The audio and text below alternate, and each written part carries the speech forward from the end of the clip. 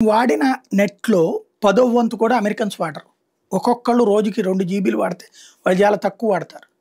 అంత ఇదుంది. ఇప్పటికి కూడా టెక్నాలజికల్ డెవలప్‌మెంట్ యాస్పెక్ట్‌లో చూసుకుంటే. మనం వాడిన సెల్ ఫోన్‌లో రోజుకి ఎన్ని గంటలు వాడుతున్నామో అందులో పదో వంతు కూడా వాడరు అమెరికన్స్. అయితే ఇవి ఉత్పాదకత పెంచేవా? ఉత్పాదకత తగ్గించేవా? అంటే ఉత్పాదకత పెరుగుతోంది మనకు కళ్ళెదురుగుండా కనబడుతున్నటువంటి సత్యం. అదే ఒక ఎత్తయితే అక్కడ మనీ ట్రాన్సాక్షన్స్ ఇవాల్టికి కూడా మనంత స్వేచ్ఛగా లేవు, మనంత ఎదుగుదల లేదు.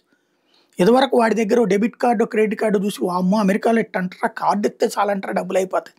మనం ఇవాళ ఫోన్ ఎట్టుకున్నట్ట దాంట్లో పెడితే కుయ్ అని సౌండ్ వస్తది. డబ్బులెళ్ళిపోతున్నాయి. అంత వేగంగా.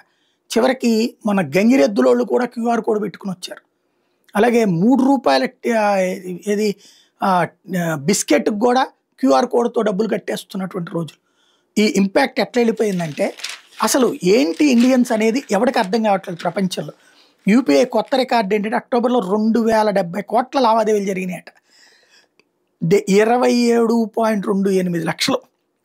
అంటే 27,28,000 లావాదేవీలు ఓన్లీ యూపీఐ ట్రాన్సాక్షన్స్‌తోనే జరిగిపోయినాయి. అంటే సెల్ ఫోన్ అరచేతిలో జరిగిపోయినాయి. చూడండి ఏ స్థాయికి వెళ్ళిపోతుంది ఇండియన్ పబ్లిక్‌లో ఉన్నటువంటి గ్రోత్. అంటే చదువు రానోడు, చదువు వచ్చినోడు కాదు. ప్రతి ఒక్కడు మారిపోతున్నాడు. శరవేగంగా మారిపోతుంది ఈ దేశం.